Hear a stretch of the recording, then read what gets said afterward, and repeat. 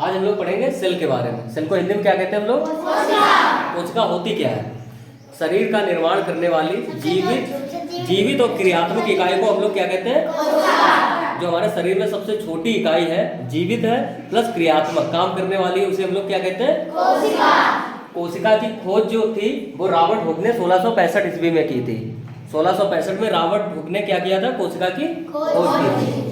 कोशिका का अध्ययन हम लोग करते हैं किसमें? उसे कहते हैं साइटोलॉजी। क्या कहते हैं? साइटोलॉजी। कोशिका का अध्ययन साइटोलॉजी में कहते हैं। कोशिका सिद्धांत जिन्होंने दिया था उनका नाम था स्लाइडन एवं स्वान। अगर कोशिका की खोज बोले तो किसने की थी? रॉबर्ट हुक ने। और कोशिका सिद्धांत अगर पूछा तो स्लाइडन एवं स्वान। जीवित कोशिका की खोज किसने की थी? ल्यूवेनहॉक। जो जीवित कोशिका है उसकी खोज हुई थी 1674 ईस्वी में। तो कोशिका की खोज रॉबर्ट हुक ने 1665 में की। अगर जीवित कोशिका पूछे तो 1674 में की थी। किसने? ल्यूवेनहॉक ने। ठीक है। मानव में, हमारे मनुष्य जो होते हैं, मानव में सबसे बड़ी कोशिका होती है ओवम, अंडाणु। ठीक है। और मानव में सबसे छोटी जो कोशिका होती है वो होती है स्पर्म। ठीक है। मानव शरीर की सबसे जो लंबी कोशिका होती है वो होती है न्यूरॉन। न्यूरॉन क्या होती है? हमारे मस्तिष्क में पाई जाती है। पृथ्वी पर सबसे बड़ी, पूरी पृथ्वी पर अगर सबसे बड़ी कोशिका पूछी जाए तो क्या है? शुतुरमुर्ग का अंडा। अब पृथ्वी पर सबसे छोटी अगर कोशिका पूछी जाए तो माइकोप्लाज्म। ठीक है। माइकोप्लाज्म सबसे छोटी है पृथ्वी पर कोशिका है। मानव शरीर में सबसे छोटी कौन सी है? स्पर्म। सबसे बड़ी मानव शरीर में ओवम, अंडाणु है। अगर पृथ्वी पर सबसे बड़ी तो शुतुरमुर्ग का अंडा।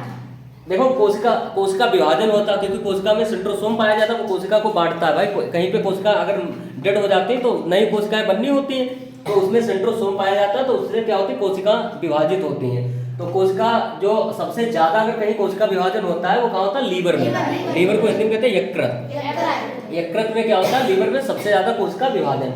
और सबसे अगर कम पूछा जाए किसमें होता है? सबसे कम कोशिका विभाजन होता है हमारे ब्रेन, मस्तिष्क में, क्योंकि मस्तिष्क में वो 90% होती है न्यूरॉन। क्या होती है? न्यूरॉन सेल होती है, ये 90% होती है। ठीक है। और 10% होती है ग्लियल सेल।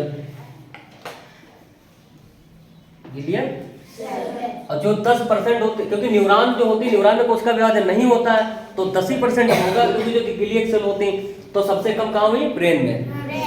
और ब्रेन में ही हमारे सबसे लंबी कोशिका पाई जाती है। न्यूरॉन ही सबसे लंबी होती है, लगभग सबसे लंबी कोशिका 90 सेंटीमीटर की होती है।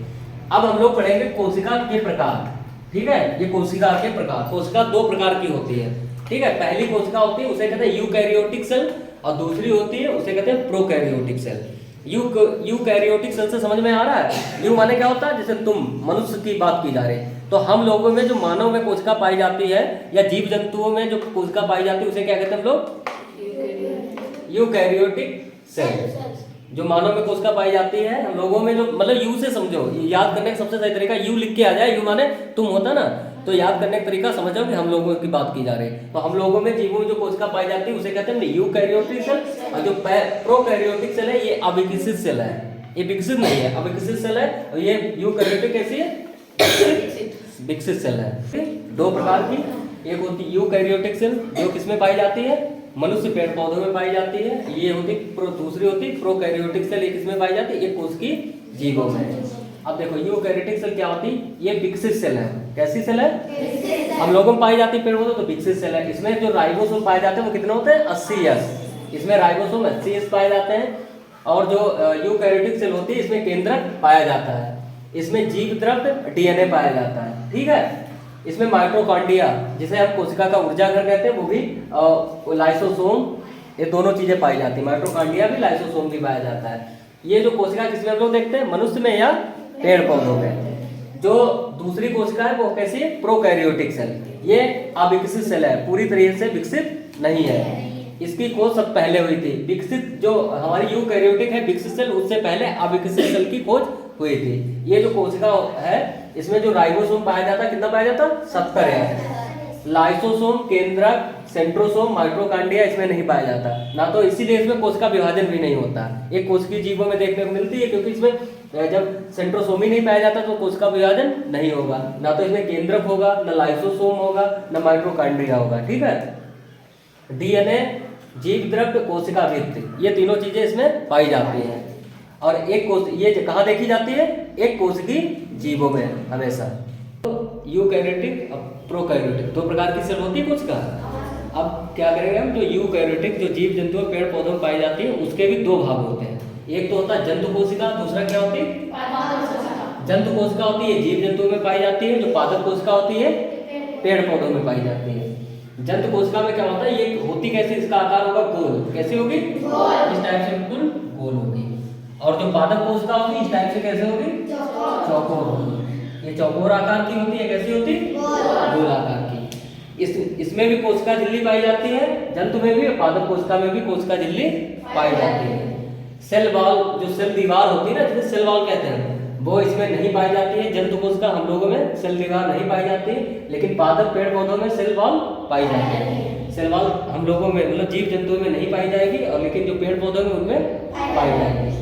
ये प्रोटीन, लिपिड और पानी से सेल मेम्ब्रेन इसमें बनी होती है। किससे? प्रोटीन से, लिपिड से और पानी से मिलकर जंतु जो कोशिका होती है उसमें क्या बनी होती है?